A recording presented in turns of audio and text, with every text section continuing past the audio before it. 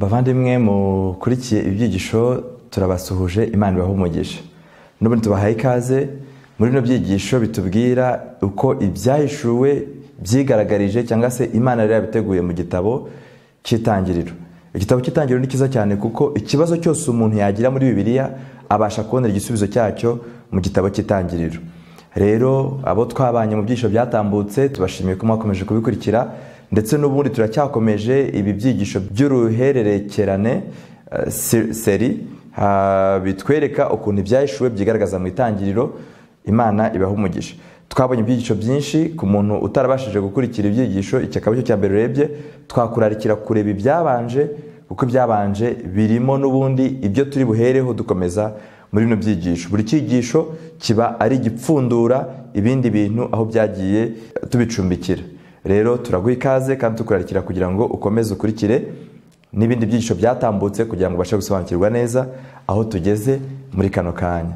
Mbere ko twinjira mu cyigisho cyacu rero cya kano kanya, reka n'ubundi nk'uko dusanzwe tubikora dusabe Imana aba ariyo iza kugira ngo itwigishe.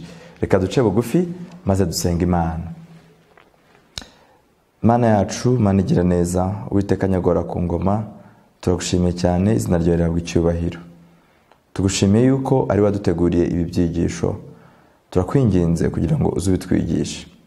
Wavuze ko ijambo ryawe ritazagaruka ubusa, ahubwo rizasohoza icyo ushaka. Ubwo tugiye gukora iki cyigisho, turakwinginze ngo ufungure imitima yacu kugira ngo umugambi wawe usohorezwe mu mibereho yacu. Dusabye Imana Data mu izina rya Yesu, amen. Tugiye kwigana Itangiriro igice cya mbere umurongo wa mbere. Ariko n'ubundi nk'uko twabibonye turajya duhuza Itangiriro n'ibyahishuwe. Itangiriro cya mbere umurongo wa mbere murashaka kwibaza ati ariko se iryo somo twese ntidusanzwe turizi? Abenshi banarifashe mu mutwe ku buryo babasha no kutahita banabumbura Bibiliya zabo. Ariko reka turambure ibyanditswe byera dusome mu Itangiriro igice cya mbere umurongo wa mbere, yanditse ngo: mbere na mbere Imana yaremye ijuru n'isi. Mbere na mbere Imana yaremye ijuru n'isi. Niko iryo somo rivuga. Harimo ibintu bitatu tugomba cyane kwitaho. Ijambo rya mbere ni mbere na mbere. Irya kabiri Imana. Irya gatatu yaremye ijuru n'isi. Ayo magambo atatu n'ubundi aboneka mu butumwa bwiza bwanditswe na Yohana mu gice cya mbere. Nanone uhereye ku murongo wa mbere ukageza ku wa gatatu, naho hatubwira, tubasha kubonamo ayo magambo, kandi hari impamvu ki ikomeye ituma no muri Yohana harimo ayo magambo. Reka tuyasome muri Yohana igice cya mbere umurongo wa mbere. Haranditse ngo mbere na mbere. Nanone niko atangira avuga mu Itangiriro. Twibuke haratubwiye ngo ryari mbere na mbere, ibihe bitaratangira kubarwa. Mbere na mbere Imana yaremye ijuru n'isi. Mbere na mbere muri Yohana niko handitse hariho Jambo. Jambo ni Yesu. Jambo uwo yahoranye n'Imana, kandi Jambo yari Imana. Uwo yahoranye n'Imana nanone ryari mbere na mbere. Umurongo wa gatatu ibintu byose niwe wabiremye, ndetse mu byaremwe byose nta na kimwe kitaremwe nawe. Aya magambo rero yo muri Yohana adushyiremo ikindi kintu turushaho kumva cyane. Batubwiye yuko nubwo mbere na mbere mu Itangiriro Imana yaremye ijuru n'isi, ariko muri Yohana ho baratubwiye ngo mbere na mbere Imana niyo yaremye, ariko Jambo niyo waremye. Ubwo rero Imana na Jambo nta kubatandukanya. Ntabwo tujye kwiga Trinite muri kano kanya, uretse ko wenda Imana nidukundira nayo twazayiga. Gusa hano aratwereka ko Yesu niwe waremye ibiri mu isi byose. Rero ibintu byose tugiye kwiga guhera muri kino cyigisho kuzazamuka, tuzabona yuko uwo bigendereye nta wundi utari Jambo. Byatambutse ababikurikiye twarabibonye, ariko umurongo tujye kwinjiramo noneho guhera kuri kino cyigisho ni ikitwereka noneho ikigenderewe ko atari undi utari Jambo. Kandi ikigenderewe ntabwo ari ikiri uyu munsi, nta nubwo ari ikizaba mu minsi iri imbere, ahubwo twabonye ko byatangiye ryari. Twabwiwe mbere na mbere, mbere y'uko ibihe bibarwa. Aho mbere na mbere rero turaje tuhinjire. Imana baratubwiye ngo yaremye ijuru n'isi mbere na mbere. Ariko nubwo yaremye ijuru n'isi ntabwo icyari kigenderewe ari ukurema ibiti. Twarabibonye mu cyigisho kigaragaza ubutware umuntu yaremanywe. Nta cyari kigenderewe ari ukurema inyanja, cyari kigenderewe si amafi, ahubwo icyo Imana yari igendereye yari umuntu, kuko imaze kumurema nta kindi kintu yongeye kurema ahubwo yahise iruhuka.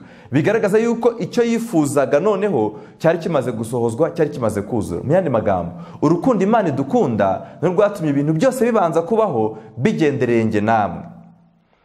Njye namwe rero tubereyeho gusohoza imigambi y'Imana, nk'uko twabibonye mu cyigisho kigaragaza ubutware Imana yaremanye umuntu, yuko umuntu agomba gutwara ibintu Imana yaremye aho kugira ngo ibyo bintu abe byimutwara.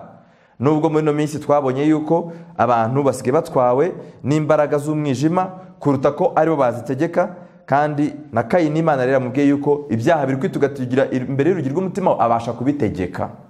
Nta muntu n'umwe Imana yigeze iremera gutegekwa, ahubwo Imana yaremeye umuntu gutegeka ibintu byose biri mu isi. Rero iri somo ni isomo rikomeye cyane, niryo somo tugiye kwinjiramo muri uyu munsi. Tugiye kureba mbere na mbere Imana yaremye ijuru n'isi.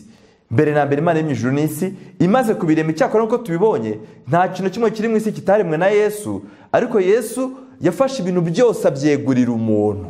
Mu Itangiriro cya 28 bigiye kugaragaza noneho yuko njye namwe tubereyeho gusohoza imigambi y'Imana y'icyatumye Imana irema, kandi kuki ibyo bintu byabayeho mbere na mbere. 28 Itangiriro 28 yanditse ngo Imana ibaha umugisha Adamu na Eva. Imana irababwira iti, mwororoke mugwire, mwuzure isi, mwimenyereze ibiyirimo, mutware amafi yo mu nyanja n'inyoni n'ibisiga byo mu kirere n'ibintu byose bifite ubugingo byigenza ku isi. Hano turabona yuko Imana imaze kurema ibintu byose, ubutware ntabwo Yesu yabugumanye, ahubwo ubutware yabweguriye umuntu. Kandi ubundi duse tubwirwa nka bya bintu umuntu yahawe ubutware ku nyamaswa zo mu nyanja, inyamaswa zo mu kirere n'inyamaswa zo ku butaka. Mu yandi magambo, umuntu yahawe ubutware bw'ibyo Imana yaremye byose ku isi. Umuntu yahawe ubutware butagomba kutumara ikintu na kimwe kibasha gutwara umuntu.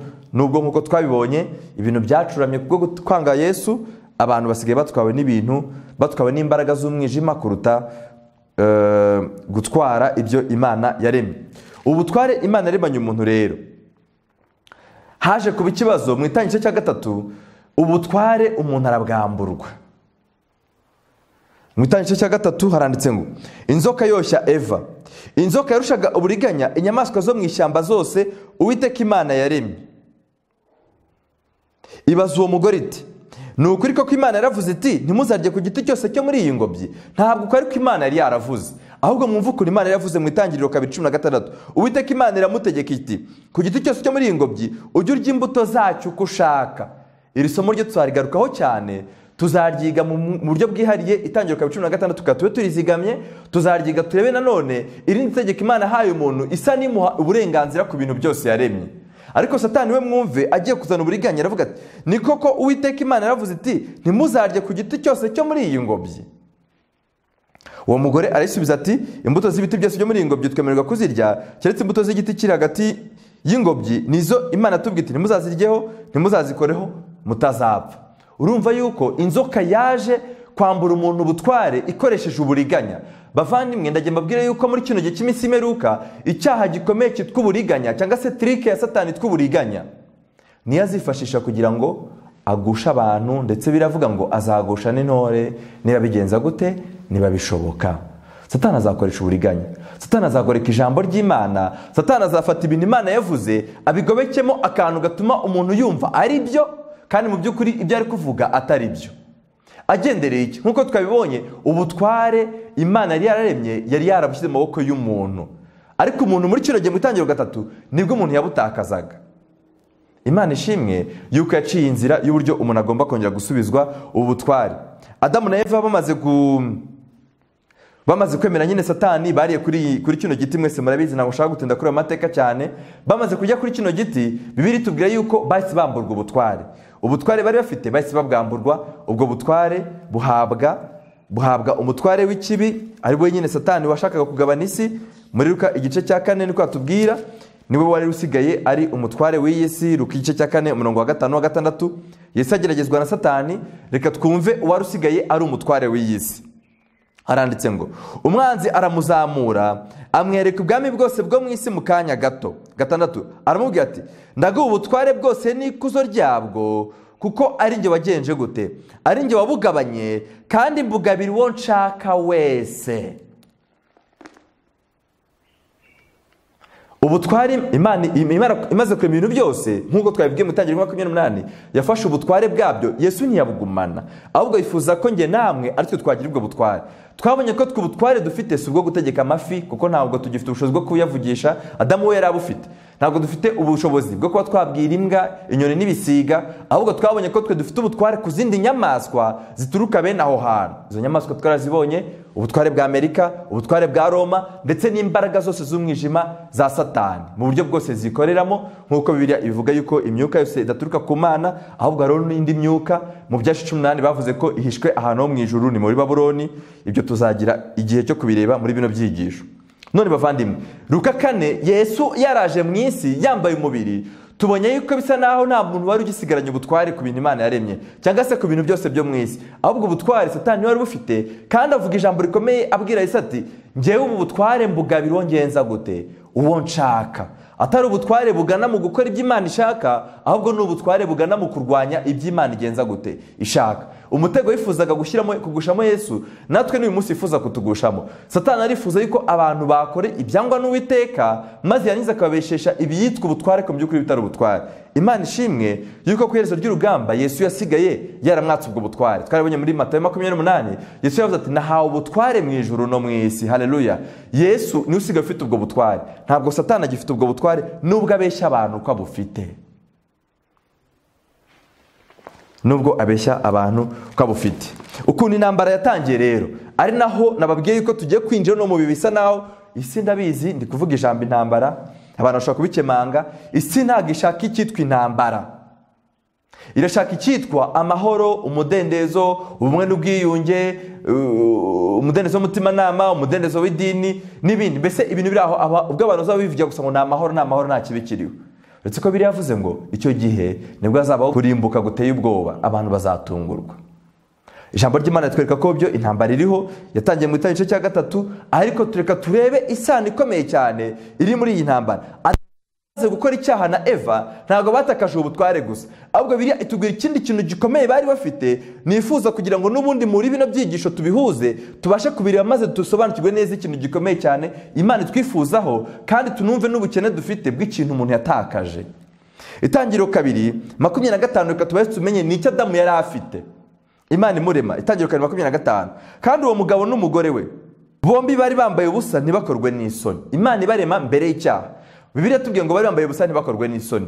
Ntabwo bari bambaye ubusa bw'ibigaragara, ahubwo Bibiliya ivuga yuko kandi uwo mugabo n'umugore we bari bambaye ubusa ntibakorwe n'isoni. Bigaragara ko hari undi mwambaro bari bambaye, kuko na nyuma yo gukora icyaha biritubwira yuko ikintu cya mbere bikanze nuko ngo bisanze bambaye ubusa. Ariko na mbere Imana ibivuga yuko bari bambaye ubusa, inyuma mu bigaragara nta mwenda wadozwe n'umuntu bari bambaye. Nicyo Bibiliya ishaka kuvuga, kuko bidodeye ibicocero, ariko umwenda nk'uku nambaye ikoti ntabwo bari bayambaye. Nicyo Bibiliya ita kuvuga kwambara ubusa, ariko hari undi mwambaro bari bambaye. Reka turebe uyu mwambaro bari bambaye muri Zaburi 104 umurongo wa 1 n'uwa 2. Zaburi 104 umurongo wa 1 n'uwa 2. Nifuza ko aya magambo bantu b'Imana tuyahuza cyane. Zaburi 104 umurongo wa 1 n'uwa 2 handitse ngo iki? Haranditse ngo, Zaburi 104 umurongo wa 1 n'uwa 2 handitse ngo, mutima wanjye himbaza Uwiteka, Uwiteka Mana yanjye urakomeye cyane, wambaye icyubahiro no gukomera. Murumva umwambaro Uwiteka yambara, icyubahiro no kugenza gute no gukomera. Uwo ni umwambaro Adamu yari yambaye. 2, wambara umucyo nk'umwenda, usanzura ijuru nk'umwenda ukinze mu ihema. Imana irema Adamu na Eva mu Itangiriro yabambitse umucyo nk'umwenda. Wari umucyo bari bambaye mu bwonko, kuko bari babasha guhuza n'Imana 100%. Ndifuza ko dusurinya iki kintu, wambara umucyo nk'umwenda, usanzura ijuru nk'umwenda ukinze mu ihema. Zaburi 8 umurongo wa 4 Zaburi 8 umurongo wa 4 umuntu waremanywe ubutware. N'ubundi kino gice cyo muri Zaburi kivuga ku butware Imana yaremanye umuntu, ku bintu Imana yeguriye umuntu, nkuko twamaze kubibona. Ntago dugisoma cyose, ariko reka dusome dore no ku murongo wa 1 ntacyo bitwaye. Haranditse ngo, Uwiteka Mwami wacu, erega izina ryawe ni ryiza mu isi yose, washyize icyubahiro cyawe hejuru y'ijuru, akanwa k'abana bato nabo wagahaye gukomeza imbaraga zawe, gutsindisha abanzi bawe, kugira ngo uhoze umwanzi n'uhora inzigo. Iyo nitegereje ijuru, umurimo w'intoki zawe, n'ukwezi n'inyenyeri ibyo waremye, umuntu n'iki kumwibuka? kandi twabonye umuntu Imana yarebye Adamu na Eva. Umuntu ni iki kumwibuka cyangwa umwana w'umuntu kumugenderera? Wenze kumugira nk'Imana buraho hato, umwambika ibintu bibiri, umwambika ubwiza n'icyubahiro nk'ikamba. Twabonye umwambaro Adamu yari yambaye, si ukuvuga ko atari yambaye. Inyuma mu bigaragara nta mwambaro wadozwe nk'uko ikote ryadozwe n'abantu wenda barikoze, ahubwo yari yambaye ubwiza, icyubahiro n'umucyo. Aya magambo n'ubu turaza kongera kuyabona ku wundi muntu mu byahishuwe, nawe wambaye ubwiza, icyubahiro ndetse yambaye n'izuba nk'isoko y'umucyo. Adamu akimara gukora icyaha rero, Bibiliya yatubwiye mu Itangiriro cya 3 ngo Adamu amaze gukora icyaha, mu Itangiriro cya 3 ikintu cya mbere yagiye kwisanga, umurongo 7 Bibiliya yatubwira ngo amaso yabo bombi bamaze gukora icyaha arahweza amenya ko bambaye ubusa, bakora ikintu gikomeye ngo badoda ibibabi by'imitini biremera ibicocero, barangije baribyo bambara. Ariko ibyo bicocero nshuti z'Imana ntabwo n'ubundi byize bituma ikibazo bari bafite gikemuka, kuko Imana ije kubashaka n'ubundi mwumva ikibazo bari bafite. Ntabwo n'ubundi bari bambaye. Umurongo wa 8 bumva imirindi y'Uwiteka Imana igendagenda muri ya ngobyi mafu ya Nimusi, wa mugabo n'umugore bihisha hagati y'ibyo biti. Muri iyo ngobyi amaso y'Uwiteka Imana ihamagara uwo mugabo iramubaza iti uri he? Arayisubiza ati numvise imirindi yawe muri iyi ngobyi, ntenyeshwa nuko nambaye ubusa ngenza gute? Ndihisha. Adamu, ndifuza gusubira inyuma gatoya, ndabizi aya magambo arakomeye kandi kuyumva nuko biraza koroshya ibindi byigisho byose bikurikiraho. Kutayumva biraza kugora umuntu cyane kuva ibindi byigisho byose bikurikiraho. Imana yashyizeho itegeko iti ntuzarye kuri iki giti, icyo giti tuzakireba icyo kitwigisha muri kino gihe. Nababwiye ngo reka tube tuhazigamye, turaza kuhafungura mu byigisho biri bukurikireho. Noneho Bibiliya tubwiye ngo bakimara kurya kuri icyo giti, ese muri iyi minsi abantu bari kurya kuri icyo giti? Icyigisho gikurikiye kiraza kubitwereka icyo giti muri kino gihe ni ikihe. None bamaze kurya kuri icyo giti, Bibiliya tubwiye yuko abantu bahise bagira ikibazo. Adamu na Eva ngo bahise bibona bambaye iki? Ubusa. Ubusa tubonye bambaye si ukwambara ubu bw'inyuma, ahubwo mu yandi magambo ni ugutakaza umucyo. Twabonye ko bari bambaye muri Zaburi 104, ni ugutakaza ubwiza, icyubahiro n'ikamba nk'uko twabonye muri Zaburi 8. Bibiliya kandi tubwiye yuko n'ibyo bidodeye ntabwo byabakemurira ikibazo cy'icyo bari bafite, kuko bahise bajya kugenza gute? Kwihisha. Bahise bajya kwihisha. Wenda gato kugira ngo tudatinda mu itangiriro, wenda abantu bakibaza hari ko nta sano bifitanye n'ibyahishuwe. Reka turebe mu byahishuwe, haba hari abandi bantu Yesu naza nanone bazihisha. Ibyahishuwe cya 6 umurongo wa 15. Ibyahishuwe icyo cya 6 umurongo wa 15 ni ukureba gusa, ntabwo turi buhatinde kuko nk'uko nabibabwiye turi mu gufungura noneho nyirizina ibyigisho mu murongo wabyo kugira ngo tubyumve. Yesu naza mu byahishuwe igice cya 6, reka twibuke Imana ikiza kuko yarimenyereye kuza amafu ya Nimusi. Bibiliya tubwiye ngo Adamu na Eva bahise bagenza gute? Batinyishwa no kubambaye ubusa bagenza gute? Barihisha. Hari umwambaro bari batakaje. Yesu nagaruka, twabwiye mu itangiriro yuko nubwo hatubwira ngo ni Imana, ariko muri Yohana hatubwiye yuko ni Jambo. Ubwo nituvuga Yesu cyangwa tukavuga Imana ntihagire uwo bitera urujijo, kuko Yesu n'Imana ntibatandukanye. Ibyashuwe 6, reka turebe Yesu nagaruka bizagenda bitaranditse ngo ijuru rikurwaho nk'uko bazinga igitabo cy'umuzingo, imisozi yose n'ibirwa byose bikurwa ahantu habyo, abami bo mu isi n'abatware bakomeye n'abatware b'ingabo n'abatunzi n'abubasha n'imbata zose n'abo mudendezo bose bihisha mu mavumo no mu bitare byo ku misozi. Ngo bagenje gutera? Ngo barihisha. Ntabwo hihishe abantu boroheje gusa cyangwa abakomeye gusa. Hari igikuntu abantu bakomeye baciraho iteka boroheje, hari igikuntu abantu boroheje baciraho iteka bakomeye. Ndagira babwire yuko kuri kino kibazo kijyanye no kwihisha, bitewe nuko inyoko muntu yose itarakiriye igisubizo Imana itanze kuri icyo kibazo, Bibiliya yavuze ngo abantu nanone Yesu nagaruka bazagenza gute? Bazihisha. Mu itangiriro babitubwiye 3, no mu byahishuwe tubonye yuko Yesu nagaruka nk'uko Imana yaje itazanywe n'ubugome, izanywe n'ikintu cyiza rwose kuri Adamu na Eva. Tubonye yuko Adamu na Eva bahise bihisha. Ni nako Bibiliya itweretse yuko Yesu nagaruka mu kugaruka kwa kabiri kwa Kristo, nanone hazaboneka ikibazo. Abantu bazaba batiteguye ngo bazagenza gute? Bazihisha. Ubu rero ndifuza yuko ahari iki kintu kidufungura hagati intekerezo kugira ngo twumve neza umurongo turi kwinjiramo. Nshuti bavandimwe, ndagira mbwira yuko ikintu cyitwa kwica itegeko ry'Imana, ikintu cyitwa kunyuranya n'ibyo Imana yavuze, bizasoza abantu n'ubundi bihishe nk'uko Adamu na Eva bagenje gute? Bihishe. Reka dusubire gato muri Zaburi kugira ngo turebe Adamu yari yambaye uhe mwambaro, kugira ngo turebe nanone ahari ikibazo cy'iki cyaha, kuko icyaha ni ubugome kandi ubugome ni kwica amategeko y'Imana. Niko mu rwa mbere rwa Yohana igice cya 3 umurongo wa 4 havuga. Zaburi igice cya 8, reka turebe umwambaro umuntu yari yararemanywe nanone kugira ngo twumve uwo mwambaro. Wenze uyu muntu, wenze kumugira nk'Imana aburaho hato. Ugenza gute? Umwambika ubwiza n'icyubahiro nk'ikamba. Abaroma 3:23, icyaha cyadukoreye iki? Abaroma 3:23. Narababwiye muri no byigisho ngo tuziga Bibiliya cyane. Tuziga Bibiliya, nshuti muvandimwe ukurikiye, turagusabye tukwinga ngo nubundi tujyane muri Bibiliya. We gukurikira gusa utabumbura ibyanditswe byera, kuko muri byo hahishwemo ubugingo buhoraho. Kuko abantu bose bakoze ibyaha ntibashyikira iki? Ntibashyikira ubwiza bw'Imana. Umuntu yari yambitswe iki? Muri Zaburi 8:6, wenze kumugira nk'Imana aburaho hato. Umwambike iki? Umwambika ubwiza. Kuko bose bakoze ibyaha ntibashyikira ubwiza bw'Imana. Ni ukuvuga ngo abantu bazajya kwihisha ni abantu batambaye ubwo bwiza bw'Imana, ni abantu batambaye wa mucyo twabonye muri Zaburi 104, ari wo kibazo Adamu yari afite ubwo Imana yamuremaga, ari wo mwambaro Adamu yari yambaye, ariko akaza kuwutakaza ubwo Imana yamuremaga. Kandi Adamu, bavandimwe, Adamu yagize ikibazo gikomeye, kandi natwe nkuko tubonye mu Baroma, natwe icyo kibazo dufite. Icyaha gituma tutagera ku bwiza bw'Imana, kandi ubwiza bw'Imana nibwo Imana yari yararemeye umuntu kugira ngo bujye bugaragaza yuko afitanye isano ikomeye cyane n'Imana.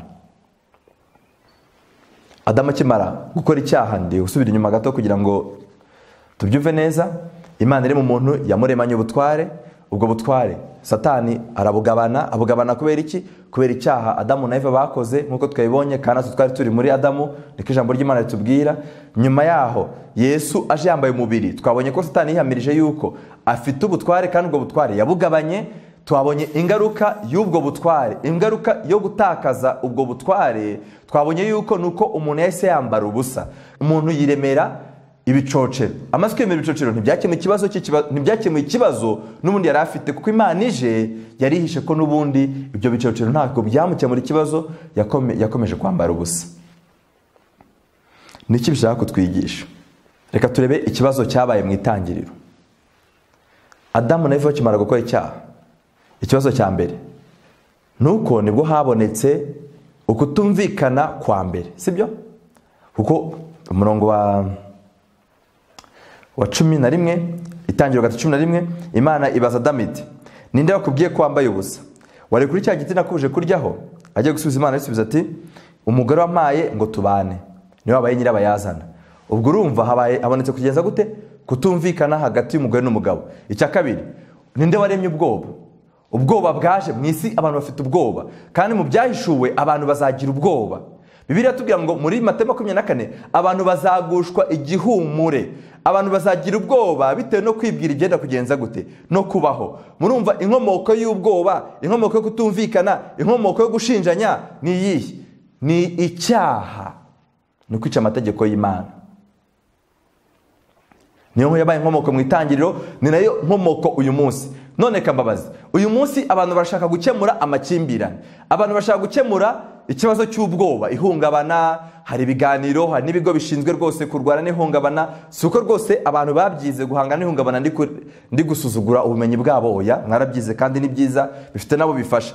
Ariko ndajya mabwire yuko gukemura ikibazo mu buryo bwuzuye bw'ikibazo cy'ubwoba abantu bafite muri minsi y'imperuka, gukemura ikibazo cy'imiryango itumvikana cyangwa se amakimbirane ari hagati y'abantu, ni uko ikibazo cy'icyaha kigomba kubonerwa igisubizo. Ikibazo cy'icyaha kitararandurwa, abantu bazagumana ubwoba, abantu bazagumana ukutumvikana, abantu bazagumana ugushinjanya hagati yabo. Bizasoza n'ubundi abantu kandi ibyo bintu byose babirehereza ku Mana, nk'uko Adamu na Eva babireheje ku Mana. Imana yateguye inzira iki kibazo cyakemukiramo. Imana mu rukundo rwayo imaze kubona Adamu n'ubundi byamunaniye, yagerageje rwose kwambara, byanze. Ibyo Imana yashatse gukora byayoberanye, kuko ntago babyumva. Iraza ikavuga bakumva ni imirindi, batangiye no kutumva ijwi ry'Imana, bagitanya n'imirindi. Imana ikora igikorwa gikomeye, nacyo ngiye kuvuga ngo reka tukizigamiremo ikindi cyigisho. Mu itangiriro cya 3:15, Imana ikora igikorwa gikomeye, iravuga iti, noneho kuko bibananiye gukemura ikibazo mwiteje, reka njyewe mbazanira igisubizo. Imana iravuga iti, nzashyira urwango hagati yawe n'uyu mugore, Imana yarimo irabwira Satani, nzashyira urwango hagati yawe wa nzoka we n'uyu mugore, no hagati y'urubyaro rwawe n'urwe. Uru rubyaro ruzagukomeretsa umutwe, nawe uzarukomeretsa agatsinsino. Ni nkaho uru rubyaro rwaturutse ku mugore niruzamura akaguru ushaka gukomera umutwe, uzazamuka umudoma agatsinsino, ariko ntibizamubuza urubyaro kumanuka ngo rukumene iki? Umutwe. Igisubizo cy'ikibazo cy'icyaha cyavuye ku Mana, kubera ko n'ikibazo cy'icyaha abantu bakirehereje ku Mana. Uyu munsi rero nanone igisubizo cy'ikibazo cyose umuntu afite agomba kugishakira ku Mana. Ntabwo tugomba kugishakira mu isi cyangwa se ahandi hantu abantu bose bibwira. Imana ibonye byananiye Adamu na Eva, Imana iravuga iti urubyaro njyewe nzishakira noneho.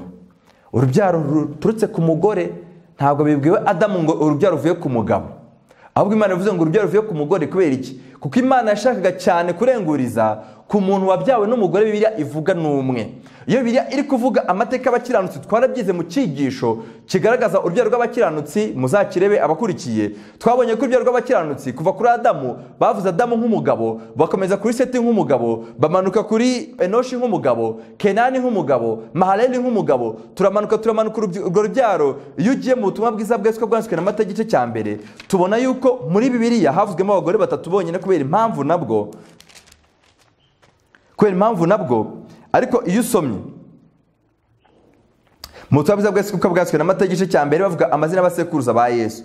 Barabamanutse baramanuka bageze ku mirongo 16. Mwumve neza, baravuga ngo Yakobo yabyaye Yosefu umugabo wa Mariya, ari we nyina wa Yesu witwa Kristo. Ntabwo bavuze ngo yabyaye Yosefu ari we se wa Kristo, oya, kuko isezerano rigomba guturuka ku rubyaro rw'iki?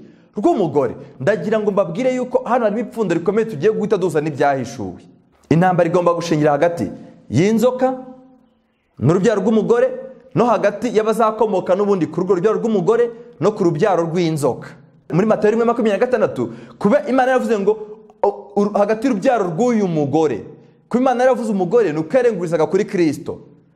Buriya rubyaro twabonye mu byigisho byatambutse kuva kuri Adamu kamanuka, rwaramanutse rugeze kuri Kristo. Nta handi hantu birigeze yongera kugaragaza ibintu by'amasekuru, kubera ko uwashakwaga, uwo Imana ishaka kugarukiraho yaramaze kuboneka. Urubyaro rw'umugore rwarubonetse, urwavugwaga nta wundi rwari Kristo. Matayo 1:26. Noneho reka twinjire gato mu byahishuwe igice cya 12 kugira ngo turebe Imana iri mu muntu. Twabibonye neza, twabonye yuko Imana iri mu muntu Adamu na Eva. Bibiliya bitubwiye mu Itangiriro 28 yabahaye ubutware barabwamburwa kubera icyaha. Twabonye kandi ko icyaha cyo gituma tutambara wa mwambaro twabonye ari wo witwa ubwiza muri Zaburi igice cya 8. Rero kubera icyaha abantu batakaje ubwo butware, ariko intambara ntabwo yigeze irangira, ahubwo bisa naho n'ubundi aribwo intambara y'isiza izanywe na nyirabayazana nk'umuntu. Ariko Imana nayo providing igisubizo, Imana itanga igisubizo n'ubundi kigomba gutuma umuntu adatsindwa. Umuntu agomba kuzanesha abavandimwe. Haleluya. Umuntu agomba gusoza uko byamera kose anesheje, keretse uzabyanga gusa. Imana yatanze igisubizo. Reka mbabwire ku gisubizo cy'ibicocero, Imana yatanze igisubizo. Ku gisubizo cy'ikibazo cy'icyaha, Imana yatanze igisubizo. Ku gisubizo cy'ubutware Satani yanyaze abantu, Imana yatanze igisubizo. Reka turebe noneho ukuntu iyi ntambara sasa nge namwe tuyifitemo uruhare. Ibya 12 mwibuke neza, twabonye umugore, twabonye inzoka, twabonye n'urubyaro. Niho hano Imana isa n'izaniye igisubizo. Ibya 12 kadore ku murongo wa mbere. Ibya 12 murongo wa mbere, ikimenyetso gikomeye kiboneka mu ijuru. Mbona umugore wambaye izuba. Umugore wambaye iki? Wambaye izuba. Adamu na Eva twabonye ko mwitangira Imana ibarema bari bambaye iki? Zaburi 4 umurongo wa 1 n'uwa 2 bari bambaye umucyo. Kandi muri Zaburi 8 twabonye ko bari bambaye iki? Ubwiza. Mu byahishuwe tubwiye ko uyu mugore nawe yambaye iki? Yambaye izuba. N'ubundi Imana iragaragaza yuko hari umwambaro umuntu agomba kwambara. Muri umugore wambaye izuba, ukwezi kwari munsi y'ibirenge bye, ku mutwe yari yambaye ikamba ry'inyenyeri 12, kandi yari atwite. Nuko atashishwa no kuramukwa, abazwa n'ibise. 3 mwishaboneka ikindi kimenyetso, mbona ikiyoka kinini gitukura gifite imitwe 7 n'amahembe 10, no ku mitwe yacyo gifite ibisingo 7. Umurongo wa 4, umurizo wacyo kurwa 1/3 cy'inyenyeri zo kwijuru uzijugunya mu isi. Icyo kiyoka gihagara imbere y'uwo mugore waramukwaga, kugira ngo namara kubyara gere ko kirya umwana we kimutsotsobe. ikibazo kiri hagati y'umugore n'ikiyoka turakibonye. Twibuke mu Itangiriro 3:15 Imana yatubwiye yuko hagomba kuboneka intambara hagati y'urubyaro rw'umugore ndetse no hagati n'icyo kiyoka. Kandi ntabwo intambara izarangira hagati y'umugore n'inzoka gusa, ahubwo bizajya no ku rubyaro rwabo, urubyaro rw'inzoka n'urubyaro rw'umugore. Umuntu abasha kwibwira ati ariko se inzoka ifite urubyaro, turaje tururebe urubyaro rw'inzoka. Ariko reka narwo duheraho kugira ngo tumenye amaherezo y'intambara. Inzoka yaba ifite urubyaro? Igisubizo ni yego. Twabonye urubyaro rw'umugore. Uyu mugore yari atwite, niko Bibiliya itubwiye, ashaka kubyara, ariko ubwo yarafashwe n'ibise agiye kubyara, biratubwiye ngo ikiyoka cyamuje imbere, sibyo? Kimaze kumuje imbere ngo kirasama kiteguye ko umugore abyara kigahita kirya uwo mwana. Ni intambara n'ubundi igomba kurwanya icyo Imana yifuje. Icyakora Imana ishimwe 5 Ibyashuwe 12:5 abyara umwana w'umuhungu uzaragiza amahanga inkoni y'icyuma. Umwana warasahurwa ajyanwa mu ijuru ku Mana no ku ntebe yayo. Noneho ikiyoka kibonye uyu mwana kitamuriye, Ibyashuwe bikomeza bitubwira yuko ikiyoka ntago cyarangirije aho ngaho, ahubwo cyakomeje no ku rubyaro n'umuri rw'uyu mugore rw'abasigaye. 17 ikiyoka kirakare wa mugore. Murumva ko intambara gikomeje hagati y'inzoka n'iki n'umugore. Ikiyoka kirakara wa mugore. Mu Itangiriro twabwiye yuko Imana izashyira urwango hagati y'umugore n'inzoka. Mu Byashuwe bari kuvuga kuri inzoka bavuze iyo ariyo. Umurongo wa 9 mwumve icyo kiyoka cyari cyo. Cya kiyoka kinini kiracibwa ari cyo nzoka ya kera. Kuvuga ngo ari cyo nzoka ya kera, Imana iri guturenguriza mu Itangiriro igice cya 3 kugira ngo tubanukirwe ya nzoka ya kera avugwaga iyo ariyo. Ni inzoka ifitanye ikibazo n'iki? N'umugore. Kandi ni inzoka n'ubundi izakomereza intambara yayo hagati y'urubyaro ruzakomoka kuri yo ndetse no ku rubyaro rw'umugore. Umurongo wa 17 ikiyoka kirakara wa mugore, none kuko umwana cyamunaniwe kigenza gute? Kiragenda ngo kirwanye mu rubyaro rwe basigaye. Aho mu rubyaro rw'umugore ariyo yambuto. Ariko mu rubyaro rwe basigaye bitondera amategeko y'Imana kandi bafite guhamya kwa Yesu. Ikigaragaza aba bantu yuko basigaye bafite ibintu bibaranga. Bafite amategeko y'Imana no guhamya kwa Yesu. Mu cyigisho kivuga kuri Enoki twarabibonye, banda bararikira gushika kureba icyo cyigisho kiragaragaza abo basigaye ni bande, ko bagira nka Enoki wo muri no minsi yimeruka. Mu cyigisho cyatambutse twarebye aba bantu bagaragaza ko ari basigaye. Tugiye kurebera rero intambara mu Byahishuwe ukuntu Imana yayiteguye n'ukuntu igiye kuzarangira. Uyu mugore yari atwite umwana, kandi uyu mwana bisoza ajyanywe mu ijuru ku Mana. Uyu mwana uvugwa nta wundi utari Yesu, kuko Bibiliya ntabwo yavuze imbyaro nko kuvuga benshi. Mu Galatiya niko atubwira cyo cya 3:16 haranditse ngo nuko byasezeranijwe Aburahamu n'urubyaro rwe, nyamara Imana ntiyakavuga imbyaro nko kuvuga benshi, ahubwo iti n'urubyaro rwawe nko kuvuga umwe ari we Kristo. Uyu mwe twabonye ni wagomba gukomoka ku mugore, niko mu Galatiya 4:4 atubwira, maze igihe gikwiriye gisohoye Imana yohereza umwana wayo wabyawe n'umugore. Wabyawe n'umugore twabibonye muri Matayo 1:16. Ntabwo Imana ivuga kuri Kristo, ntabwo yavuze ko yakomotse kuri Adamu ikamanuka ikagera kuri Yosefu, ahubwo yaramanutse igeze kuri Mariya itivuga ngo Mariya ari we nyina wa Yesu. Uwo ngo rero niwe Satani afitanye ikibazo nawe. Abantu bose bagomba kwemera n'ubundi kwakira uyu Kristo agahinduka umutware wabo nko twabibonye, bizasoza bafitanye ikibazo n'iyi nzoka. Iyi nzoka nayo ifite urubyaro. Urubyaro rw'iyi nzoka ni uruhe? Reka turebe, asige turebe umugambi Imana yateganyije. Urwandiko rwa mbere rwa Yohana igice cya 3 turebe urubyaro rw'inzoka, noneho tubashe kumenya iyi ntambara. Satani ntabwo tumurebesha amaso. Urubyaro rw'inzoka ruri kuri isi ni uruhe? Ese ni gute ntaba muri rwo? Ese ubundi urubyaro rw'inzoka ni amagi yateye? Oya. Reka dore kwa 11. Ubwo nibwo butumwa mwumvise uhereye mbere na mbere ngo dukundane, tutamera nka Kayini wari uw'umubi akica murumuna we. Mbese icyatumye amwica n'iki?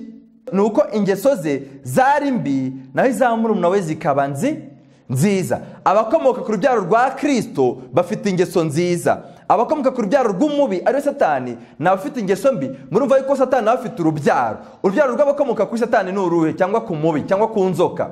Ni abafite ingeso mbi kandi bafite ikintu kimwe mu mutima wabo cyitwa kugenza gute? Kwica. Ubundi reka mubwire ukuntu byagenze. Satani amaze kubona Eva twite, atwita umwana wa mbere yitwa Kayini. Arebye Kayini abona nuwe pe, aramugenzura avuga ati uyu ni uwanjye nta kibazo mfite. Ariko abonye Abeli, akabona Abeli akunda gutamba, akabona Abeli akunda rwose gukora gahunda y'Imana yavuze, aravuga ati uyu we ntago ari uwanjye. Anyura muri Kayini kugira Kayini yice nde, yica Abeli. Ubwo urumva intambara mu rubyaro yari imaze kuboneka. Aho ngaho mu itangisho cya 4 tuhabonye umugore, turahabona n'urubyaro, ndetse hari n'inzoka. Kubera iki? Kuko inyuma imbaraga z'inzoka Kayini kwica Abeli, nta yindi mbaraga yari imbaraga ya Satani iri gukorera muri Kayini. Nkuko n'imbaraga ya Satani yari igaragaje mu nzoka, atari inzoka ubwayo ahubwo ari Satani uri muri iyo nzoka. Bavandimwe banjye, murumva yuko Satani afite urubyaro. Yohana 8:44, Yohana 8:44. Reka turebe uru rubyaro n'ubundi rugomba kuza kurwana n'urubyaro rw'uyu mugore. Yohana, ubutumwa bwiza bwanditswe na Yohana igice cya 8 umurongo wa 44, handitse ngo iki? Handitse ngo mukomoka kuri Satani, kandi ibyo so ararikirana ibyo namwe mushaka gukora. Mwumve neza, uwo yahereye kera kose ari iki? Ari umwicanyi. Reka dusubire mu rwandiko rwa mbere rwa Yohana 3 kugira ngo duhuze aya masomo, kugira ngo twumve abakomoka ku mubi ikintu kibaranga. Haranditse ngo urwandiko rwa mbere rwa Yohana 3:12, handitse ngo turi kureba urubyaro rw'inzoka cyangwa se urubyaro rwa Satani. Haranditse ngo tutamere nka Kayini wari umubi akica murumuna we. Noneho muri Yohana 8:44 Yesu yabwiraga abibwira ko ari abana ba Aburahamu kandi atari abana ba Aburahamu. Kubera iki? Bashaka kumwica. Yesu aravuga ngo mukomoka kuri Satani, kandi ibyo sara cyane byo namwe mushaka gukora. Ibyo bashaka gukora n'ikintu kwica Yesu. Hasi atavuga uwo yahereye kera kose ari iki? Ari umwicanyi. Kuva kuri Satani yashatse yari umwicanyi. Kayini nawe kandi yari umwicanyi. Ni ukuvuga ngo abantu bose baturutse kuri Kayini, abantu bose baturutse kuri Satani bagakomeza kuri Kayini no kuzakomeza iyo genealogy yose, ni abantu barangwa n'ikintu kimwe no gushaka kwica. Kwica mu buryo bubiri. Ubwa mbere kwica mu bigaragara, ubwa kabiri ni ukwica ijambo ry'Imana. Ni ukwica icyatuma Kristo atagenza gute? Atagaragara. Ni ukwica icyatuma bwa bwiza Imana yaremanye abantu, wa muco Imana yifuza ko abantu bakwambara utagaragara. Reka turebe gato igikorwa Satani yakoze kugira ngo tusobanukirwe noneho n'umugambi w'Imana, Imana yifuza uburyo Imana yifuza kuzarangiza iyi ntambara. Ibyasho igice cya 12 tumaze kureba izo mbyaro, tumaze kubona umugore, tumaze kubona n'ikiyoka. Reka turebe neza uburyo noneho Imana yifuza kuzasoza iyi ntambara mu byasho cya 12. Twatangira imbere na mbere, niho twatangiye turi mu itangisho cya mbere no muri Yohana igice cya mbere. Haranditse ngo mu byasho 12:3 mwishaboneka ikindi kimenyetso, mbona ikiyoka kinini gitukura gifite imitwe 7 n'amahembe 10, no ku mitwe yacyo gifite ibisingo 7. Umurizo wacyo, umurizo wa ya nzoka, twabonye ko iyi nzoka ikigendereye ni ugushaka kurwanya uriya mugore, kandi igashaka no kwica umwana, ndetse ikazakomereza mu rubyaro rw'umugore. Iyi nzoka ni iki yakoze?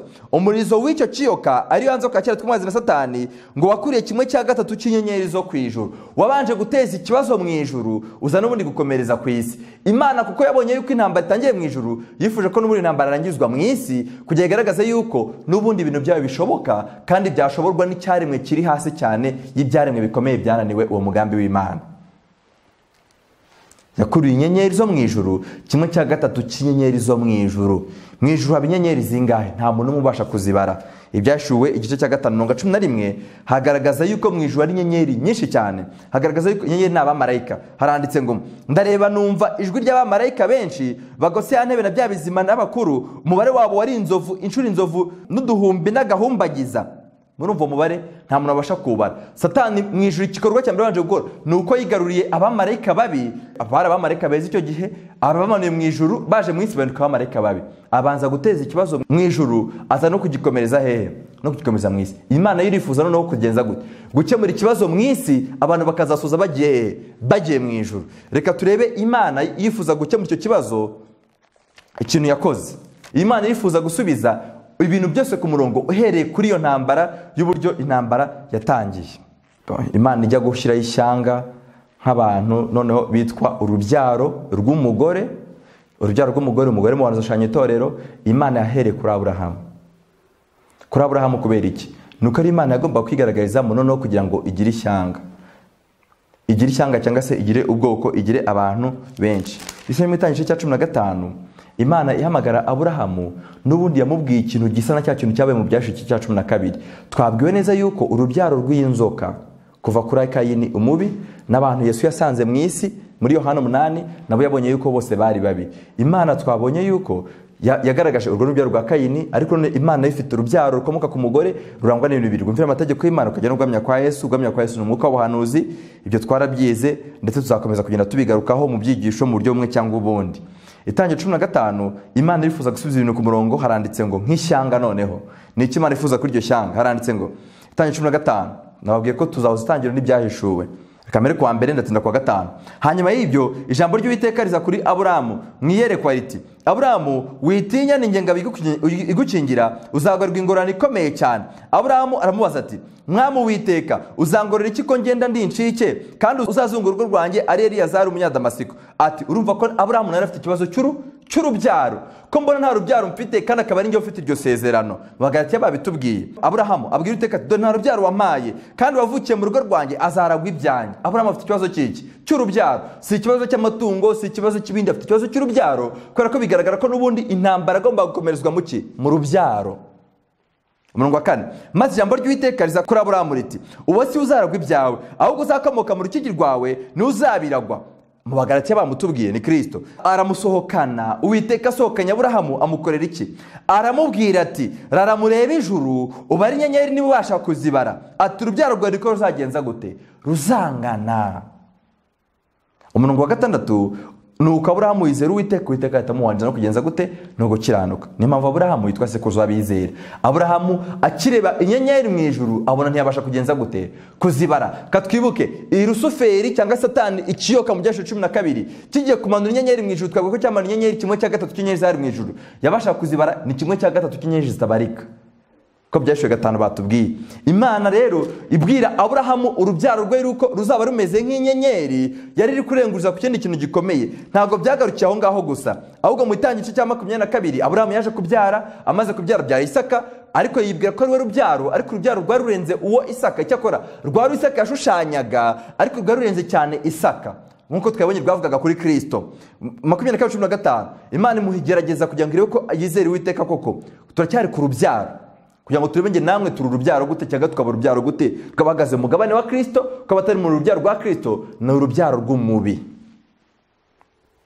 Kandi urubyaro rw'umubi rufite ikintu kimwe, no gushaka kwica Bibiliya, kwica umwuka w'ubuhanuzi, kwica abahagaze mu mahame y'ukuri bose. Niko intambara izasoza, niko intambara yatangiye. Itangiriro 22:15 marayika w'Uwiteka arongera ahamagara Aburahamu ati: ari mu ijuru ati, aramubwira ati: ndirahiye, niko Uwiteka avuga, ubwo ugenjeje utyo ntunyime umwana wawe ho w'ikinege, yuko no guhumugisha nzaguha umugisha, no kugwiza nzaguza urubyaro rwawe ruhwane n'inyenyeri zo mu ijuru. Murumva yuko Uwiteka akomeje gushimangira cya kintu cyitwa urubyaro ruhwana n'inyenyeri zo mu ijuru. Urubyaro rwavugaga twabibonye rwarenguza kuri Kristo, ariko kandi rwashaka kugaragaza ishyanga ry'Uwiteka rigomba kuzimurwa rikazajya gusiba icyuho, n'ubundi cya cyuho Satani yateje mu ijuru cyo kumanura 1/3 cy'inyenyeri. Nta nyenyeri zagarukiye kuri Isaka gusa, byarakomeje bigeze no kuri Yakobo. Reka dusome mu itangiriro cya 37. Yosefu arota inzozi, noneho ni umwana wa Yakobo. Urabona Aburahamu Imana ijya kumubwira ibyo gusubiza ibintu mu buryo, iramubwiye ngo rara murebe mu ijuru. Kandi twibuke igikorwa Satani yakoze, yamanuye inyenyeri mu ijuru. Uwiteka arangije aragaruka abwira Aburahamu ati: rara murebe mu ijuru, urubyaro rwawe niko ruzangana. Kuri Isaka yemeye kumutamba, Uwiteka ati: umva, urubyaro rwawe ruzahwana n'inyenyeri zo mu ijuru. Reka turebe Yakobo amaze kubyara abana 12. Yosefu yarose iki? Itangiriro 3:7 yongera kurota izindi nzozi, azirotorera bene se ati: nongeye kurota izindi nzozi, ngo izuba n'ukwezi n'inyenyeri 11 binyikubise imbere. Ndagira ngo twibuke neza, Bibiliya yatubwiye ngo Imana ijya kwereka Aburahamu iby'urubyaro, yari afite ikibazo cy'urubyaro. Imana ntabwo yifashishije inyenyeri kugira ngo imuzane igisubizo cy'ikibazo cy'urubyaro afite. Kandi kuri Adamu na Eva n'inzoka, Bibiliya yatubwiye ngo intambara ntizarangira hagati y'inzoka n'umugore, ahubwo izanakomereza mu rubyaro rwabo. Adamu nk'ishyanga rero afite ikibazo cy'urubyaro. Imana yifashisha inyenyeri kugira ngo imwereke uburyo izasubiza ibintu mu buryo. Bigeze kuri Yakobo yabyaye abana 12, tubwiye neza yuko Yosefu agiye kurota, mu mvugo shusho y'ubuhanuzi yabonye barumuna be n'abakuru be bose bashanywa nk'inyenyeri 11 zari zimwikubise imbere. Ise na nyina bakaba ukwezi n'izuba. Bavandimwe, izi nyenyeri zirashushanya ikintu gikomeye, ziragaragaza ko ubwoko bw'Imana bugomba kuba bahagarariye Imana, ubwoko bw'Imana bugomba guhangana na Satani, ni ubwoko bw'Imana bwambaye bwa bwiza, bwambaye wa mucyo, ni ubwoko bw'Imana buhwana na ya nyenyeri tugiye kuza kureba. Ubwoko bw'Imana nibwo bugiranwa inyenyeri. Gutegeka kwa kabiri igice cya 29. Abisirayeli baragiye, urumva izi nyenyeri zatangira 11, tugeze mu gutegeka kwa kabiri igice cya 29 haratubwira ikintu gikomeye, nuko izi nyenyeri zaragiye ziratubuka ziba nyinshi pe. Haranditse ngo nanjye icyo gihe narababwiye nti simbasha kubaheka njyenyine, Uwiteka Imana yanyu irabagwije. Ni Mose wabwiraga iteraniro ry'Abisirayeli bari mu rugendo. None dore muhwanije ubwinshi n'iki? Muhwanije ubwinshi n'iki? N'inyenyeri zo kwijuru. Aburahamu, reka dusubireho. Aburahamu afite ikibazo cy'iki? Cy'urubyaro. Kandi Aburahamu ni ugomba kuzasohoza icyo Imana yavugiye mu Itangiriro 3:15. Ikibazo cy'urubyaro Bibiliya itubwiye yuko kigiye gusohozwa muri Aburahamu. Reba inyenyeri, ati urubyaro rwe niko ruzahwana, arabyizera. Uwiteka abimaniza no gukiranuka. Biramanutse kuri Yakobo, biramanutse kuri Isaka, kuri Yakobo, bigeze no kuri Yosefu, ahita avuga ko 11 bose ari inyenyeri. Noneho bari mu rugendo, tubonye ko inyenyeri zari zatangiye kuba nyinshi, ariko nanone inyenyeri zibasha gutuba. Gutegeka kwa kabiri igice cya 28 hatubwira ikintu kibasha gutuma inyenyeri ziba nkeya zigatuba. 28 dore ku 58 handitse ngo nututondera amagambo yose y'amategeko yanditswe muri iki gitabo, ngutinye izina ry'icyubahiro riteye ubwoba, ari ryo Uwiteka Imana yawe. Uwiteka azaguteza n'urubyaro rwawe ibyago by'uburyo butangaza bikomeye bizakubaho kome, n'indwara zikomeye zababera karande. Kandi azaguteza nawe za ndwara zose yateje Abanyegiputa zikagutera ubwoba, zigufata akaramata. 6:1 kandi indwara yose n'icyago cyose bitanditswe mu gitabo cy'aya mategeko nabyo Uwiteka azabiguteza agezeho uzarimbukira. Kubera iki? Kuko wanze kumvira amategeko y'Uwiteka Imana yawe. 6:2 muzasigara muri bake nubwo mwari muhwanije ubwinshi inyenyeri zo kwijuru. Inyenyeri zibasha kwiyongera mu gutegeka kwa kabiri 9:10, zibasha no gutuba, ariko umugambi w'Imana nuko ziba nyinshi, kuko urubyaro rw'abakiranutsi rugomba kuba rwinshi. Urwo rubyaro ni urubyaro rutanye isano na Kristo. Ni gute nge namwe twahinduka uru rubyaro? Ni gute nge namwe twasohoza uyu mugambi cy'Imana yavuze? Bavandimwe, urubyaro rw'umubi twarubonye rufite imentalite imwe, gushaka kugenza gute? Kwica. Kuva kuri Kayini twabisomye mu bwa Yohana 3:12, twabisomye muri Yohana 8:44. Ubwo n'urubyaro rwa Kayini. Nta muntu n'umwe ukurikiye ibyigisho nifuriza kuzarangiza iyi ntambara asoza umugambi w'umubi w'icyinzoka yifuza, ahubwo umuntu ndamwifuriza kuba yajya muri uyu mugabane mwiza w'icyo Imana yifuriza urubyaro rw'abakiranutsi. Ni gute nge namwe twaba inyenyeri? Kuko Imana twayibonye urubyaro rugomba guturuka muri Aburahamu, twavugaga nta wundi utari Kristo, ariko Kristo yigaragariza mu bantu nk'uko Satani yigaragaza mu bantu. Rero na Kristo arifuza ko urubyaro rwe rwamera nk'inyenyeri. Kubera iki? Zambaye ubwiza. Zambaye ubwiza, kandi umwambaro Imana yaremanye Adamu mu Itangiriro twabisomye muri Zaburi, nuko yari yambaye iki? Ubwiza. Urwo rwa kabiri rwa Petero igice cya 19 handitse ngo nyamara rero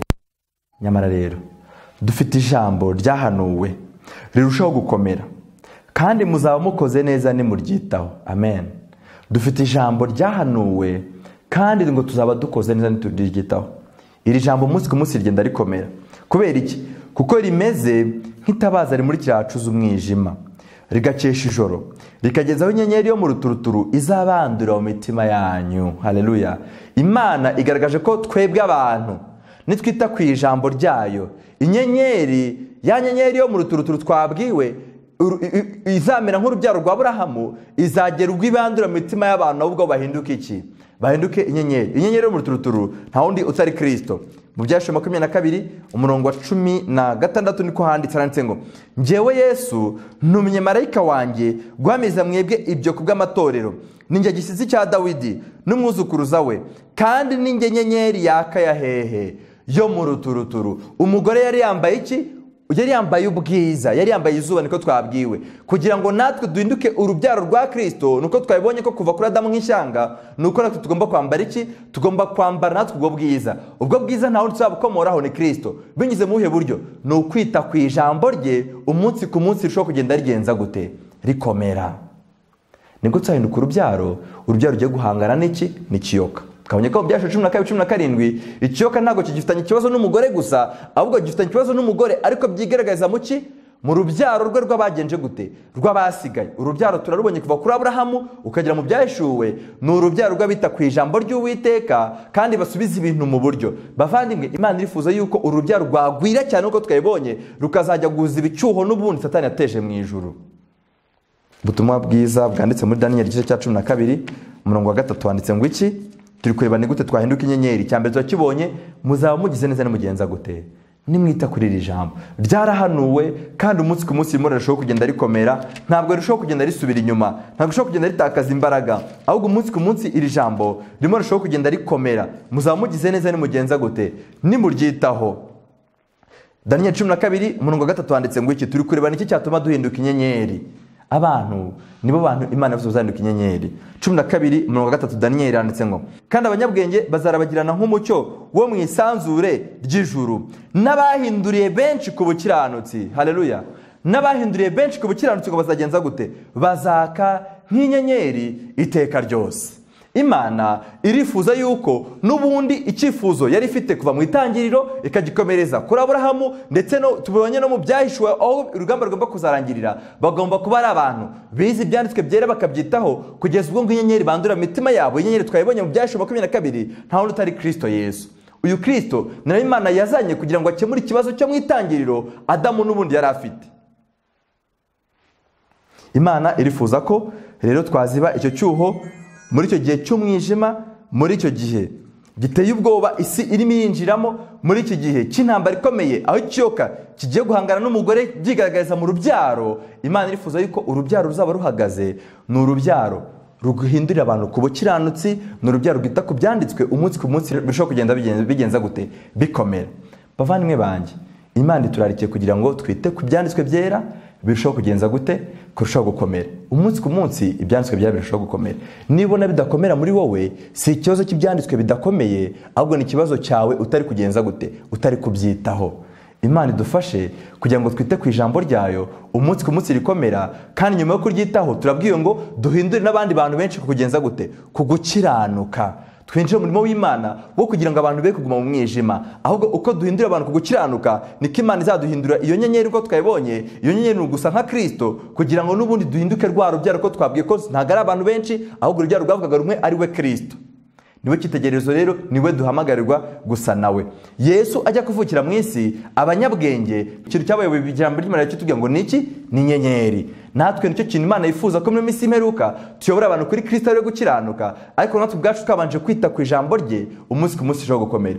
Imana idufashe iduhe kwita ku ijambo ryayo, kandi nitumara kuryitaho tuninjire mu murimo wo kugira duhindure abandi ku gukiranuka mu izina rya Yesu. Reka dusenge Imana. Mana yacu turagushimye cyane, izina ryawe rihabwe icyubahiro. Tugushimiye yuko iyi ntambara yatangiye mu itangiriro, wari ubizi neza ko izasozwa mu byahishuwe, urangije ufata imvugo mu byahishuwe uhisha mu itangiriro kugira ngo abantu nibanga igitabo cy'ibyahishuwe byibura bazifashe itangiriro kugira ngo bagikunde kandi basobanukirwe ko ari ukuri. Izina ryawe rishimwe. Tugushimiye Kristo wabyawe n'umugore, ko yaje mu isi ku bwacu, ariko nyuma yo kumuduha ku bwacu urifuza ko natwe ubwacu abandura mu mitima yacu kugira ngo natwe duhinduke urubyaro. Nyuma yo guhinduka urubyaro tubonye ko tuzaba duhanganye n'urubyaro rukomoka ku mubi. Uturinde kuba twaba urubyaro rukomoka ku mubi kuva kuri Kayini gukomeza, ahubwo dufashe kugira ngo tube urubyaro rukomoka kuri Kristo. Ijambo ryawe tubyare bundi bushya mu izina rya Yesu. Amen.